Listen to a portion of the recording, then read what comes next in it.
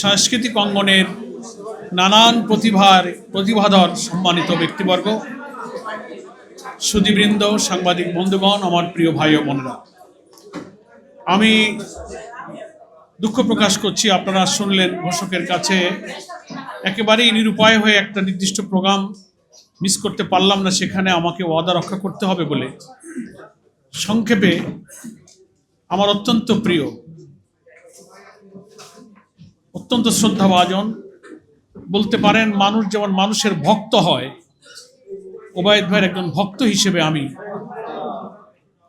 ব্যস্ততার মধ্যেও এই দোয়ায় শরীক হওয়ার জন্য, আলোচনায় শরীক হওয়ার জন্য শুধু এখানে উপস্থিত হয়েছি। আল্লাহ আমাকে এবং আপনাদের সকলকে এখানে এই বরকতময় মজলিসে হাজির হওয়ার তৌফিক দিয়েছেন, সেজন্য আমরা রব্বুল আলামিনের কাছে শুকর আদায় করছি, আলহামদুলিল্লাহ। আমি বলবো ওবায়দ ভাই সৌভাগ্যবান একজন মুমিন হিসেবে। যদিও তার চলে যাওয়ায় আমরা অনেকে ব্যথিত হয়েছি, কিছুটা বিস্মিত হয়েছি।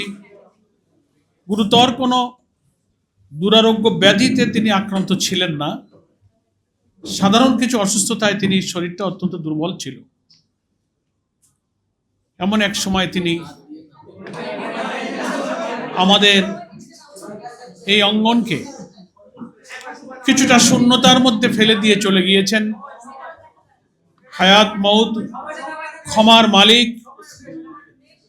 তার কাছে আমরা ফরিয়াদ করব, আল্লাহ তোমার এই গোলাম যার জীবনের লক্ষ্য ছিল কবিতা, সাহিত্য, বক্তব্য, গান, লেখনী দিয়ে অন্যায়, অসত্য, তাগুতের বিরুদ্ধে সত্যের সংগ্রামকে বিজয়ী করা, তিনি যা কিছু বলেছেন, রবের তারিফ করেছেন, প্রিয় নবী মোহাম্মদ মুস্তফা সাল্লাল্লাহু আলাইহি ওয়াসাল্লামের আদর্শের ভিত্তিতে সমাজ গড়ার জন্য তার সমস্ত কার্যক্রমের কেন্দ্রবিন্দুই ছিল ওটি সত্যের সংগ্রাম, অসত্যের বিরুদ্ধে প্রতিবাদ। সমাজের সব মানুষ এত গুণে, এত প্রতিভায় প্রতিভাদার হয় না। শুনলেন আপনারা শিশুদের নিয়ে শিশু সংগঠন, শিশুতোষ সাহিত্য লেখা, ছাত্র জীবনে ছাত্র রাজনীতির শীর্ষে এসে ছাত্র সংগঠনের কেন্দ্রীয় নেতৃত্ব দেওয়া, শিক্ষাবিদ হওয়া, দেশি বিদেশি আন্তর্জাতিক সভা সম্মেলনে যোগদান করা, বড় বড় বই পুস্তক, বড় বড় জার্নালে তার অনেক লেখা প্রকাশিত হয়েছে। একটা বিশ্ববিদ্যালয়ে তিনি শিক্ষাবিদ হিসেবে ভূমিকা পালন করেছেন। আমি আশ্চর্য হতাম কেন্দ্রের এই সাংস্কৃতিক বিভাগের দায়িত্বের কারণে। ওদিকে উনি ইউনিভার্সিটির, আবার ওদিকে সাংগঠনিক চট্টগ্রামে বিরাট দায়িত্ব, আবার এদিকে ঢাকায় কেন্দ্রীয় দায়িত্ব। প্রতি সপ্তাহে 2টা দিন উনি ট্রেনে করে রাত জেগে এসে ভোরে নামতেন। আমি বলতাম, ওবায়দ ভাই আপনার কষ্ট হয় না, ঘুমাবেন কখন? বলে, কি করে ঘুমাবো, আমার কাজ। এখানে আপনারা দায়িত্ব দিয়েছেন কেন্দ্রে, ওদিকে মহানগরীর দায়িত্ব, ওদিকে ইউনিভার্সিটির পেশাগত দায়িত্ব, সবটার মধ্যে একটা অসাধারণ সমন্বয়ের যোগ্যতাও তার ছিল। ধৈর্য আল্লাহ তাআলা তাকে দিয়েছিলেন।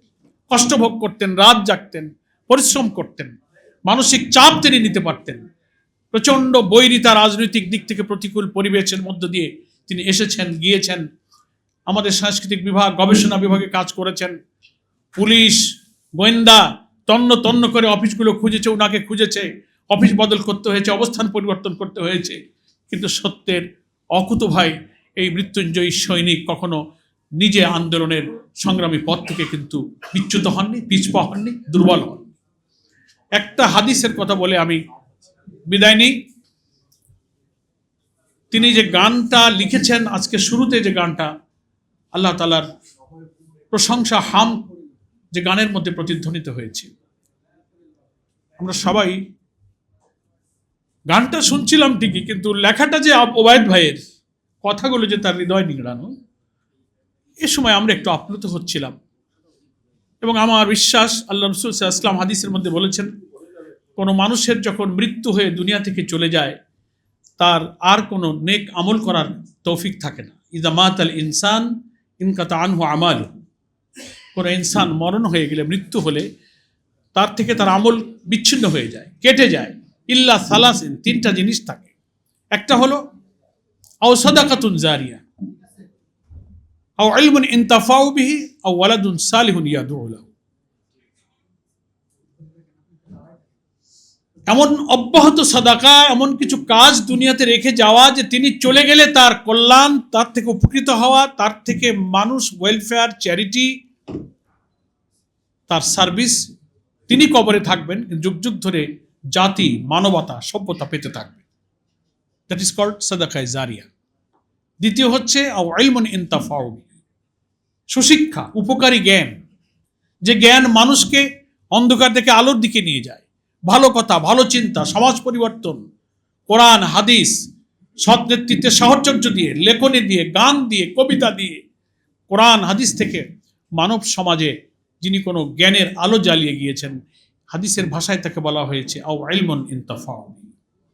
আর একটা হচ্ছে আও ওয়ালাদুন সালিহুন ইয়াদউ লাহু, সালেহ আওলাদ, যে সন্তান তিনি রেখে যাবেন তার এমন সালেহ হবে, এমন নেক হবে যে পিতা মাতা চলে গেলেও তার সন্তানেরা নেক জীবন যাপন করবে, পিতা মাতার জন্য মাগফিরাতের জন্য দোয়া করবে, ইয়াদউ লাহু, বলবে রাব্বির হামহুমা কামা রাব্বায়ানি সাগীরা। আমি কালকে চট্টগ্রাম থেকে আসলাম, ওবায়দ ভাইয়ের পরিবারের খোঁজ খবর স্থানীয় দায়িত্বশীলের কাছ থেকে নিচ্ছিলাম। ওনার সন্তানরা কোথায় আছেন, ভাবি কেমন আছেন, বাসা কোথায় আছে, সব কিছু বিবেচনায় আমার মন সায় দেয়। তিনি সন্তান এবং পরিবারকে অনেক রেখে গেলেন। সুশিক্ষার এবং জ্ঞানের যে আলোর সত্যের মশাল তিনি জ্বালিয়ে গেলেন, কিয়ামত পর্যন্ত এই আলো, এই মশালে সারা জাতি সভ্যতা আলোকিত হবে। যে সাদাকায়ে জারিয়া তিনি রেখে গেলেন, এক একটা গানের ভাষা, বাক্য, শব্দচয়ন এক একটা মুমিন এবং গোলামের হৃদয় বিপ্লবের ধ্বনিতে প্রতিধ্বনিত করবে। এক ধরনের কল্যাণ তিনি রেখে চলে গেছেন। আজকের এই আলোচনা সভা দোয়ায় গফুরুর রহিমের কাছে এই ফরিয়াদ করি। কোরআন মজিদে আল্লাহ বলেছেন, মানুষ মানবীয় ভুল ত্রুটির ঊর্ধ্বে আমরা কেউ নই, কিন্তু তার নেক আমল যদি আল্লাহর কাছে পছন্দ হয়ে যায়, আল্লাহ তাআলা তার জীবনের গুনাহগুলো এই নেকির বিনিময়ে আল্লাহ বদলায় দিতে পারেন। আমাদের প্রিয় এবং শ্রদ্ধাভাজন আপনাদের সকলের আপনজন, যার শূন্যতা, যার অভাব আমরা বোধ করি, আজকে আমরা তার ডকুমেন্টারি, তার লিখিত গান, তার চর্চার সময় আমরা একটু বেশি স্মরণ করছি, আপ্লুত হচ্ছি। আল্লাহ তাআলা তার মানবীয় ত্রুটি বিচ্যুতিগুলো ক্ষমা করে দিয়ে জান্নাতুল ফেরদৌসে তাকে উচ্চ মাকাম দান করুন। তার সমস্ত নেক কাজগুলো আল্লাহ তাআলা কবুল করুন। আমার খুব ভালো লাগতো, খুব তৃপ্ত হতাম যদি শেষ পর্যন্ত আপনাদের সবার আলোচনাটা শুনে দোয়ায় শরীক হতে পারতাম। তো এই যে আমরা আমিন বলেছি, এটাও একটা দোয়ার অংশ। আমি এতটুকু দোয়া করে একটা প্রোগ্রাম একেবারে সেখান থেকেও ফোন আসছে, আমি একটু ক্ষমা চেয়ে আপনাদের কাছ থেকে বিদায় নিচ্ছি। আশা করি শেষ পর্যন্ত আমাদের সম্মানিত অতিথিবৃন্দের আলোচনা শুনে আপনারা ওবায়দ ভাইয়ের প্রতি শ্রদ্ধা পোষণ করে এই আলোচনার সুন্দর সমাপ্তি করে তারপর বিদায় নেবেন। আমার তৌফিকে ইল্লা বিল্লাহ। আসসালামু আলাইকুম ওয়া রাহমাতুল্লাহি ওয়া বারাকাতুহু।